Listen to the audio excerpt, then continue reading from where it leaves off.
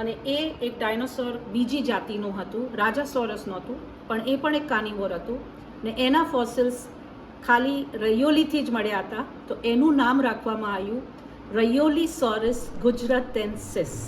તો તમે વિચારો, એક નાનકડું ગામ જે પહેલાં વર્લ્ડ મેપ પર નહોતું, કોઈ એમને ઓળખતું નહોતું, કોઈ એને જાણતું નહોતું, આજે એ ડાયનોસોરના નામથી એ ગામના નામથી એક ડાયનોસોરનું નામ રાખવામાં આવે છે અને એ આજે વર્લ્ડમાં ફેમસ છે.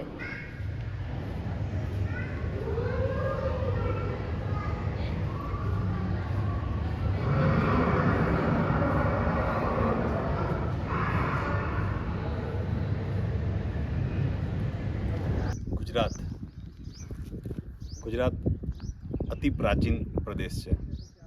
અહીં અનેકવિધ અવશેષો મળે છે. 1000-2000 વર્ષ જૂનો વારસો તો મળે જ છે, પણ એથી પણ પ્રાચીન એવી ઐતિહાસિક પુરાતાત્વિક અવશેષો મળે છે જે આપણે કલ્પના પણ ના કરી શકીએ. મારી પાછળ દેખાય છે ડાયનાસોર, કે જે બાલાસિનોર નજીકના રૈયોલી ગામમાંથી ડાયનાસોરના અવશેષો મળે છે. જે તે ટાઈમે નવું મળ્યું ત્યારે તો એટલું બધું સંશોધન નહોતું થયું. લોકો કહેતા હતા કંઈક મળે છે, હાડકાં ખબર પણ નથી. પણ અમે લોકો એકચ્યુઅલ સાઇટમાં જે મળ્યા અવશેષો મળ્યા પછી, મ્યુઝિયમ બન્યા પછી શું ડેવલપમેન્ટ આવ્યો અને આ કઈ રીતે મળી પ્રોસેસ, એ જાણવા માટે આજે અમે અહીંયા રૈયોલી આવ્યા છીએ. અને ખાસ કરીને વિદ્યાર્થીઓને ફ્યુચરમાં જે આગામી જે વેકેશન આવી રહ્યું છે, તો વેકેશનમાં ધારો કે અહીંયા ફરવા આવવું હોય તો મ્યુઝિયમ શું છે, મ્યુઝિયમમાં ટિકિટ કેટલી છે, એની વિગતો પણ આ વિડીયોમાં આપવાની છે.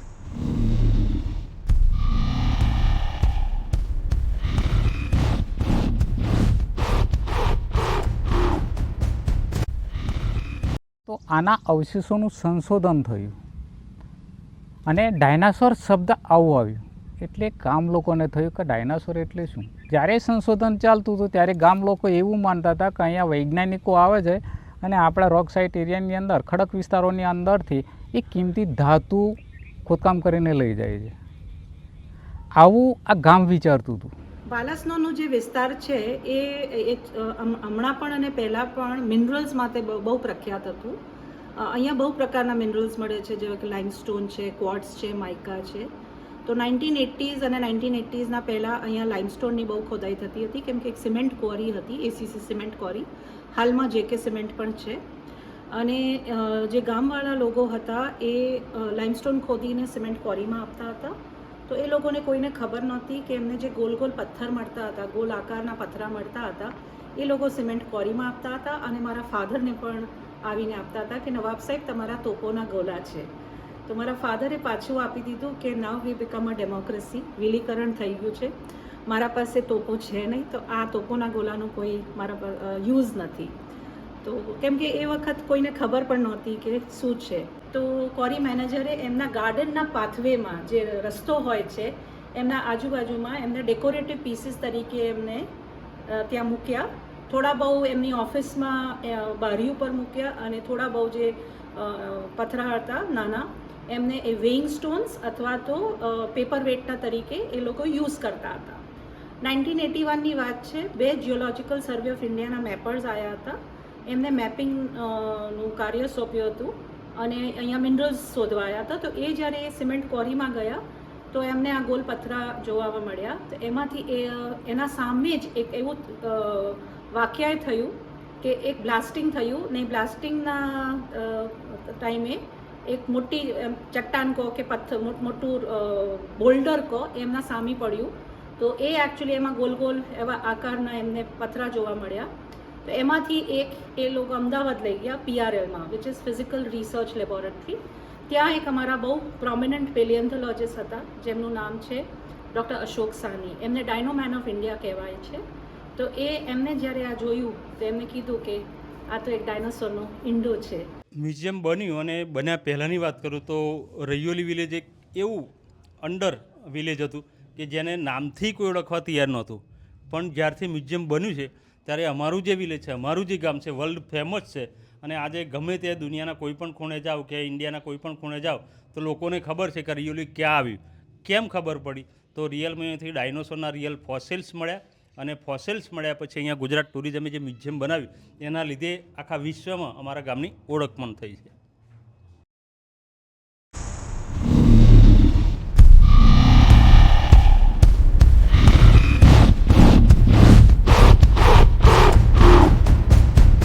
2019માં આપણા જે લેટ સીએમ છે મિસ્ટર વિજય રૂપાણી એમને આપણા મ્યુઝિયમનું ઉદ્ઘાટન કર્યું. આ મ્યુઝિયમ ઇન્ડિયામાં one of its kind dinosaur museum ગણવામાં આવે છે.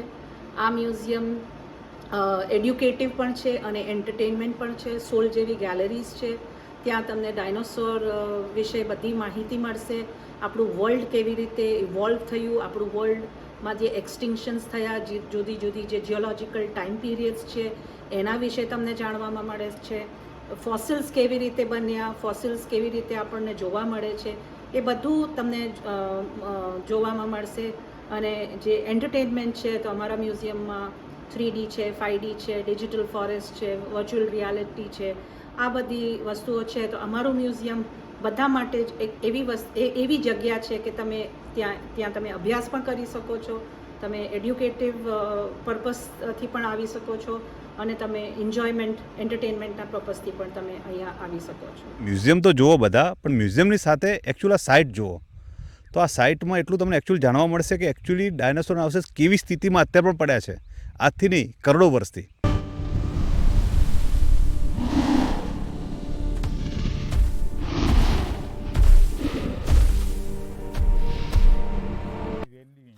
પાલાસનોર વિસ્તારમાંથી એક બીજી બહુ ઇન્ટરેસ્ટિંગ વસ્તુ જે મળી છે અમારે ધોલી ડુંગરી એરિયામાંથી મળી છે, વિસ્તારમાંથી મળી છે. તો 1980sમાં અહીંયાથી ડાયનોસોરના જે ઈંડા મળ્યા હતા એમાંથી એક નેસ્ટ મળ્યું હતું ડાયનોસોરના ઈંડાનું. તો એ જે નેસ્ટ રિસર્ચ માટે લઈ ગયા તો એ નેસ્ટના અંદર એમને એક પ્રાણીના અવશેષ મળ્યા.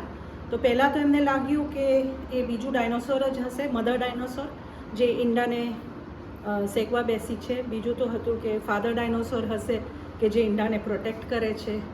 પણ આ બધી વસ્તુ નહોતી. જ્યારે આ ફોસિલ અમેરિકા ગયો, યુનિવર્સિટી ઓફ શિકાગો અને મિશિગનમાં એમના પર રિસર્ચ થયું. 1980sમાં ફોસિલ મળ્યું હતું, પણ એમનું જે રિસર્ચ બહાર આવ્યું એ 2010માં આવ્યું. અને રિસર્ચમાં એવી ખબર પડી કે આના ડાયનોસોર ઈંડા ડાયનોસોર્સના જરૂર હતા, પણ આ ડાયનોસોરનું જે બીજું પ્રાણી જે છે જેના અવશેષ છે એ ડાયનોસોર નહોતું. એ 3.5 મીટર સાપ હતું જે ઈંડાને ઘેરીને બેસ્યો હતો, વેટ કરતો હતો, રાહ જોતો હતો કે ક્યારે ઈંડામાંથી એક બેબી નીકળે અને હું એને ખાવા જાઉં. અને જ્યારે જ ઈંડામાંથી બેબી ડાયનોસોર જે અમે હેચલિંગ કહીએ છીએ એ બહાર નીકળ્યો, ડાયનોસોર એને ખાવા જ જતો હતો, એ વખત પાણી આવી ગયો. કેમ કે ડાયનોસોર્સની એક આદત હતી, એક હેબિટ હતી કે એ નદીના કિનારે, પાણીના કિનારે ઈંડા આપતા હતા, કેમ કે ત્યાં મિનરલ્સ બહુ મળે છે જે બહુ ઇમ્પોર્ટન્ટ હોય છે ઈંડા માટે અને બેબીઝ માટે.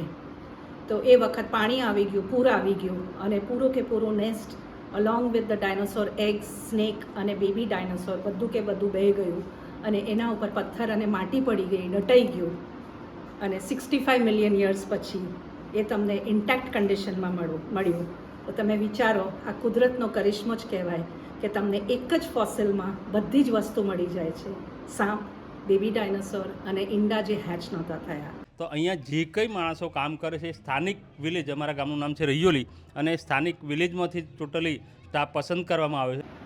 રૈયોલી બાલાસિનોર જે એક્સકવેશન સાઇટ છે, ડાયનોસોર એક્સકવેશન સાઇટ, એ એક એડ્યુકેશનના માધ્યમથી પણ બહુ પ્રખ્યાત છે. હું જ્યારે મ્યુઝિયમ્સમાં એક્સક્લુઝિવ ટૂર્સ કન્ડક્ટ કરું છું તો મારું ફર્સ્ટ ક્વેશ્ચન જે છોકરાઓને હોય છે કે તમારું ફેવરેટ ડાયનોસોર કયો છે? તો 99.9% મને જે આન્સર મળે છે એ છે ટીરેક્સ. કેમ કે લોકોને ટીરેક્સ જ ખબર છે, કેમ કે એમને મૂવીઝ જોયા છે ડાયનોસોરના જે છે, જુરાસિક પાર્ક, જુરાસિક વર્લ્ડ, એ બધા. હેરાનીની એ વાત છે કે છોકરાઓને એ ખબર નથી, ના કે મોટાને ખબર છે કે આપણા ઇન્ડિયામાં પણ ડાયનોસોર્સ હતા જે ઇન્ડિયન હતા, એમનું નામ પણ ઇન્ડિયન હતું અને વર્લ્ડમાં ફેમસ છે. પણ હેરાનીની વાત એ છે કે આપણને ખબર નથી.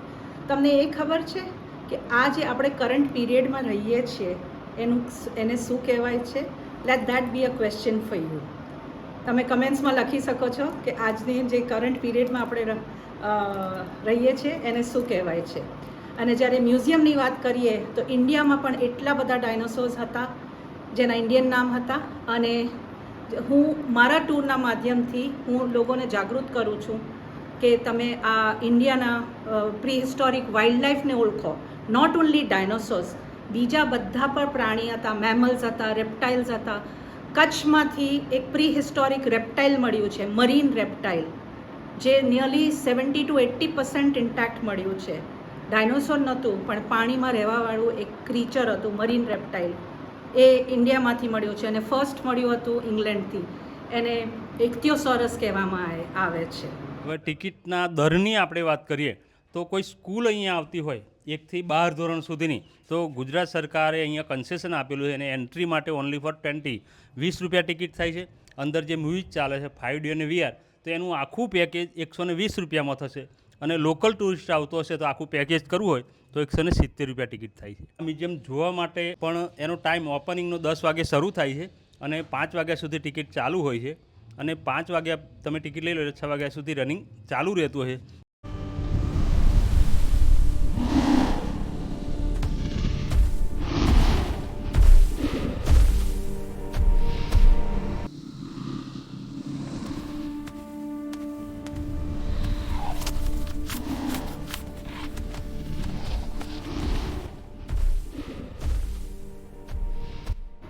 આ મારા હાથમાં જે છે મારું બહુ પ્રાઇઝ પોઝેશન છે, મારું ખજાનો છે.